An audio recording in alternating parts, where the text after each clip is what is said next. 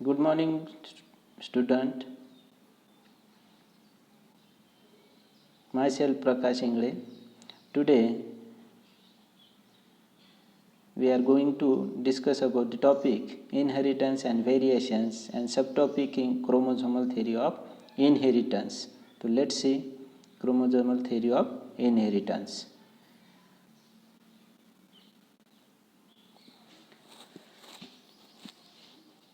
Chromosomal theory of inheritance शिकण्यापूर्वी आपण थोडक्यात त्याची पार्श्वभूमी समजून घेऊ.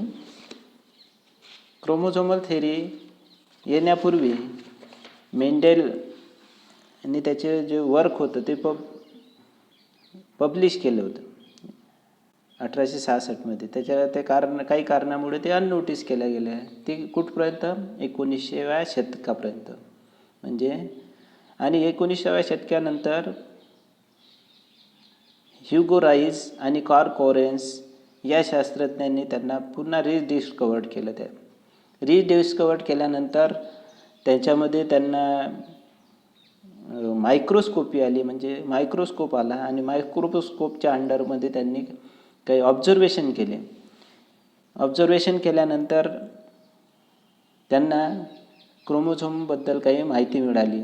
त्यानंतर वॉल्टर सुटोन आणि बोरी 1904 त्यांनी काय केलं, या शास्त्रज्ञांनी, हे दोन वेगवेगळे शास्त्रज्ञ होते, दोन वेगळ्या देशाचे शास्त्रज्ञ होते, पण यांचे सिमिलॅरिटी म्हणजे जे एक्सपेरिमेंट आहे याचे सिमिलॅरिटी आल्यामुळे त्यांनी नंतर कंबाईन एक्सपेरिमेंट केला आणि कंबाईन एक्सपेरिमेंट केल्यानंतर त्याचे रिझल्टसुद्धा त्यांनी एकत्रितरित्या केले आणि त्या थेरीला त्यांनी नाव दिलं chromosomal theory of inheritance, Sutton and Boveri 1904. यांनी पॅरलल स्टडी केली होती. म्हणजे पॅरलल म्हणजे दोन्ही parallel behaviour of Mendel's factors and behaviours of chromosomes at the times of meiosis.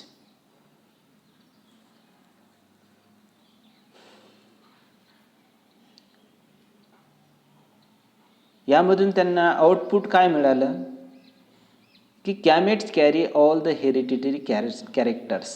आता गॅमेट्स जे असतात ते हेरिडिटरी कॅरेक्टर असतात. हेरिडिटरी कॅरेक्टर म्हणजे अनुवांशिकता ज्यामुळे येते, म्हणजे एका पिढीतून दुसऱ्या पिढीत जे गॅमेट्स आहे हे कॅरी होत असतात, ट्रान्सफर होतात from one generation to next generation. Nucleus of gametes contain chromosomes which carry all the hereditary characters. आता जे आपल्या पेशीमध्ये जो न्यूक्लियस असते, या न्यूक्लियसमध्ये गॅमेट्स असतात आणि हे गॅमेट काय करतात, gamete contain chromosomes which carry the hereditary characters. न्यूक्लियसमध्ये जे गॅमेट असतात त्यामध्ये जे क्रोमोझोम्स असतात, गॅमेटमध्येच क्रोमोझोम्स असतात आणि ते काय करतात, कॅरी करतात hereditary character from one generation to next generation. मी पहिल्या टॉपिकला याबद्दल डिटेल तुम्हाला सांगितलेलंच आहे. Chromosomes are found in a pairs in a somatic or diploid cells. During gamete formation, homologous chromosomes pairs and segregate and separate independently at meiosis.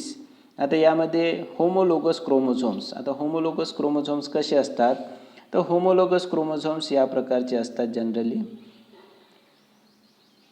Homologous chromosomes म्हणजे they are आयडेंटिकल्स. दोघं एकमेकांवर जर ठेवले तर ते ॲक्युरेट एक दुसऱ्यावर बसतील आणि त्याला होमोलोगस क्रोमोझोम्स म्हटले जाते.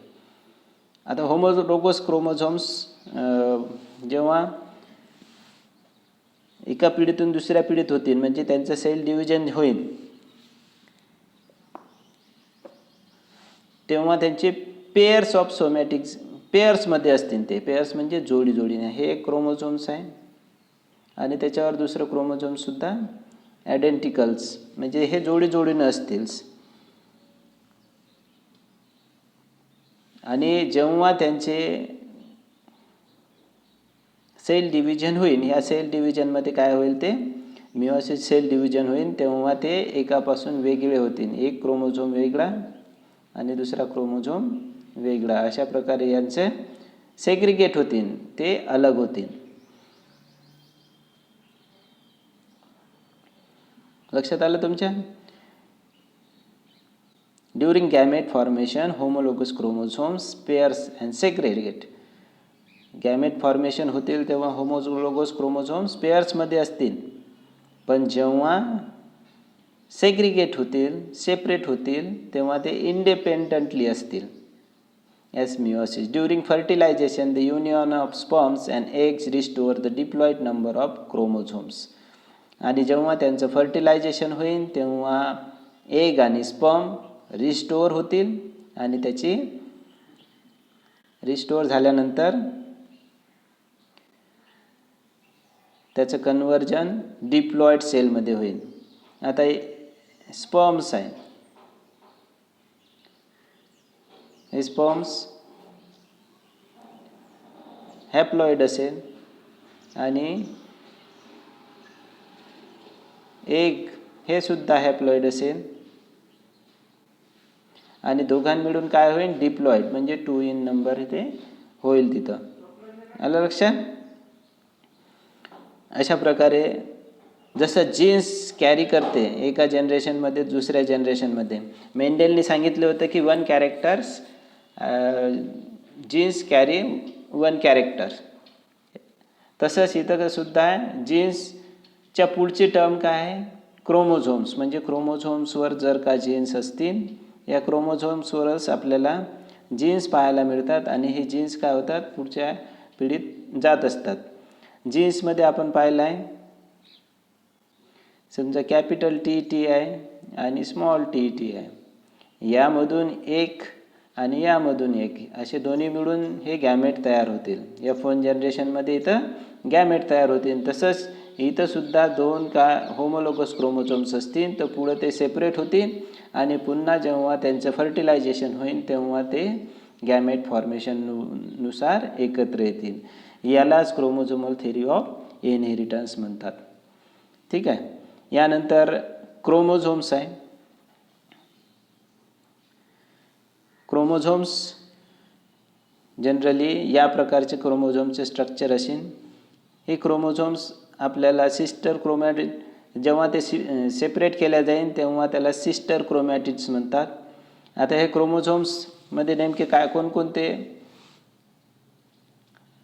क्रोमोझोम्स डिटेलमध्ये पाहू. Chromosomes are filamentous body present in the eukaryotic cells.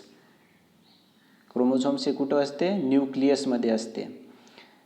Generally, the size of chromosomes varies from 0.1 to 33 mm in length and 0.2 to 2 μm in thickness. याची साईज वॅरीज असते. Chromosomes are visible during cell divisions. हे जे chromosomes आहे, हे chromosomes कसे असतात, visible during cell division. जेव्हा पेशींचं विभाजन होते तेव्हा क्रोमोझोमची काय होते, सेल डिव्हिजन होते. सेल डिव्हिजन म्हणजे एका सेलमधून 2 सेलमध्ये त्याचं विभागणी होते. And they are capable to cell replications. Chemically eukaryotic chromosomes are made of DNA, histone and non histone proteins. जर का आपण पाहिलं तर हे सेल्फ रेप्लिकेट करू शकतात. सेल्फ रेप्लिकेट म्हणजे त्या स्वतःची कॉपी, आयडेंटिकल कॉपी बनवू शकतात, याची झेरॉक्स कॉपी बनवू शकतात. एक क्रोमोझोम त्याच्यासारखा दुसरा क्रोमोझोम्स तयार करू शकतो. त्याला आपण सेल्फ रेप्लिकेशन म्हणतो. आणि जनरल जर पाहिलं तर की या यूकॅरियोटिक क्रोमोझोम्समध्ये काय काय असते, तर DNA असते, हिस्टॉन असते आणि नॉन हिस्टॉन प्रोटीन्स यामध्ये समावेश असते. आता याचं फंक्शन्स काय आहे क्रोमोझोमचं, तर chromosomes are carry of heredity. ते काय करतात, हेरिडिटी म्हणजे जे एका पिढीतून दुसऱ्या पिढीत जे कॅरेक्टर्स आहेत हे ट्रान्समिट करण्याचं काम क्रोमोझोम्स करतात. हेरिडिटी अनुवांशिकता म्हणजे एका पिढीतून दुसऱ्या पिढीत वाहून नेण्याचं काम क्रोमोझोम्स करतात. आता नंबर ऑफ क्रोमोझोम्स कसे ओळखायचे, यामध्ये नंबर ऑफ क्रोमोझोम्स आपण जर पाहिले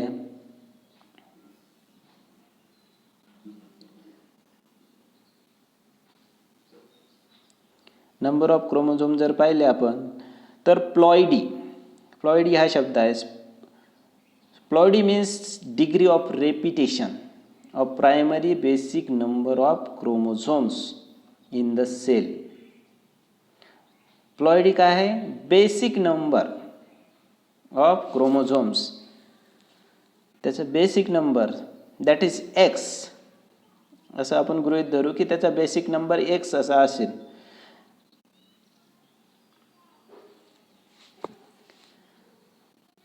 When chromosomes number in a cell is an exact multiple copy of primary basic number, then it is called as euploidy. आता यामध्ये काय आहे? euploidy. euploidy काय आहे? When chromosome number in a cell is the exact multiple of primary basic number, then it is called as euploidy. Euploidy includes monoploidy, diploidy, polyploidy. What is meant by monoploidy?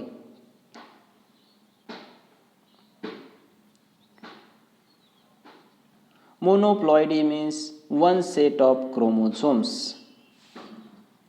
X is equal to n number. Then diploid, two sets of chromosomes. Diploidy means two sets of chromosome. Triploids means three sets of chromosome. Tetraploids and so on. Aneuploidy means, what is meant by aneuploidy? When the number of chromosomes is not exact multiple copies. आपल्याला त्याचं जर का exact copy जर माहीत नसेल तर त्याला अनयूप्लॉइडी असे म्हणतात. ठीक आहे. यामध्ये त्याचे पुन्हा दोन प्रकार पडतात, hypoploidy and hyperploidy. Again two types of hypoploidy, monosomy, nullisomy, and again hyperploidy, that is two types, trisomy and tetrasomy. What is structure of chromosomes? Structure of chromosomes. Structure of chromosomes जर पाहिलं तर यासारखं आपल्याला structure क्रोमोझोमचं दिसेल. यामध्ये टेलोमर्स हा घटक असेल, प्रायमरी कन्स्ट्रिक्शन, सेकंडरी कन्स्ट्रिक्शन आणि शेवटी टेलोमर्स, हे एवढे घटक त्यामध्ये आपल्याला पाहायला मिळतील.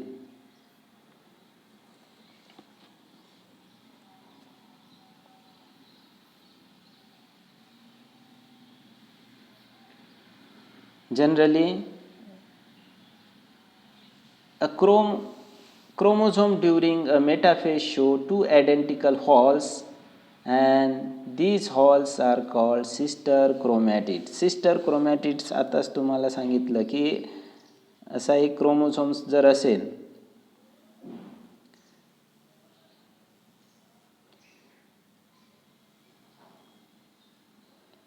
आपण असं गृहीत धरू त्याला, एक क्रोमोझोम्स आहे, यामध्ये हा सिंगल क्रोमोझोम आणि हा एक हॉल, हे जर दोन हॉल वेगवेगळे झाले तर त्याला काय म्हटले जाईल? सिस्टर क्रोमॅटिड्स म्हटले जाईल. Primary constriction consist of disc shape plate called kinetochore. यामध्ये जे सेंट्रोमोअरच्या बाजूला जो एरिया आहे त्याला कायनॅटोकोर असे म्हणतात. आता कायनॅटोकोअर्स, सिस्टर क्रोमॅटिड आणि कायनॅटोकोअर्स,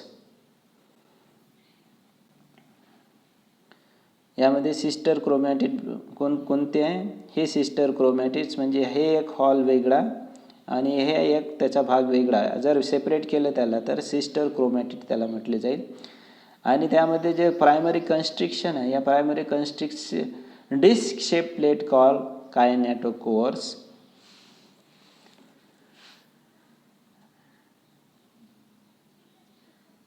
आता हे कायनॅटोकोअर केव्हा दिसेल आपल्याला? जेव्हा ड्युरिंग सेल डिव्हिजन हे स्पिंडल फायबर सारखं असेल, अटॅच झालेलं असेल, Beside the primary constriction, additional narrow area and secondary constriction are seen in chromosomes.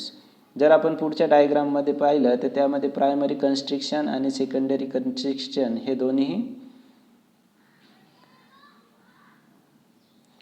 दोन्ही आपल्याला पाहायला मिळतील.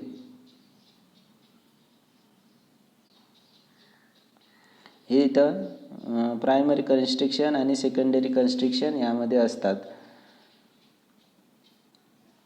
The tip of the chromosomes is called telomeres and the tips of chromosomes, यामध्ये जे टिप ऑफ क्रोमोझोम्स कोणते आहे म्हणजे जे वरच्या टोकाला असेल याला टेलोमर म्हटले जाते.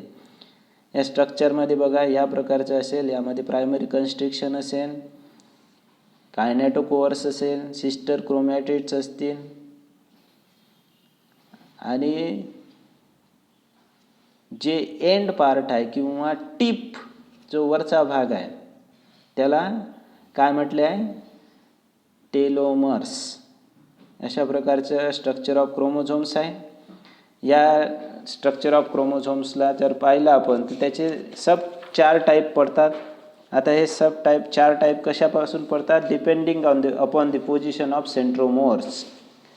डिपेंडिंग अपॉन द सेंट्रोमर्सच्या depending upon the position of centromeres there are 4 types. सेंट्रोमर्स हे सेंट्रोमर्स, ठीक आहे. आता या सेंट्रोमर्समध्ये काय आहे, जर का ते there are 4 types of chromosomes. First is metacentric, second is sub metacentric, third is acrocentric and fourth is telocentric depending upon the centromeres. जर का सेंटरला सेंट्रोमेअर्स असेल, सेंट्रलला असेल तर त्याला मेटासेंट्रिक म्हणतात. जनरली हे व्ही शेप असते, कॅपिटल व्ही शेप. त्यानंतर डिपेंडिंग जे सेंटर आहे सेंटरपेक्षा थोडं वरच्या साईडला जर गेलं ते तर त्याला सब मेटासेंट्रिक, आणखी सेंटरपेक्षा जास्त दूर पण टिपला नाही अशा वेळेस त्याला एक्रोसेंट्रिक म्हणतात आणि हे जे शेप्ड असेल. आणि चौथा जे आहे टेलोसेंट्रिक, याला शेवटचं जे आहे टेलोसेंट्रिक आय शेप यामध्ये असेल.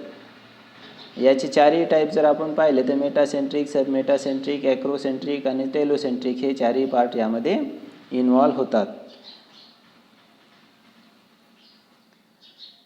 Structure of X and Y chromosomes जर पाहिलं आपण, structure of X and Y क्रोमोझोम्समध्ये आपल्याला काय काय पाहायला मिळते तर या प्रकारची हे डायग्राम असेल. यामध्ये होमोलोगस पार्ट आणि नॉन होमोलोगस पार्ट आहे. आता होमोलोगस आणि नॉन होमोलोगस पार्टमध्ये आपल्याला काय काय पाहायला मिळते,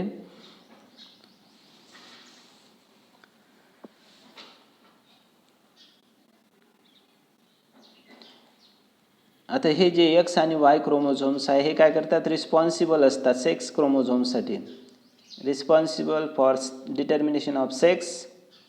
त्याला आपण सेक्स क्रोमोझोम्स किंवा अलोझोम्स सुद्धा म्हणतो.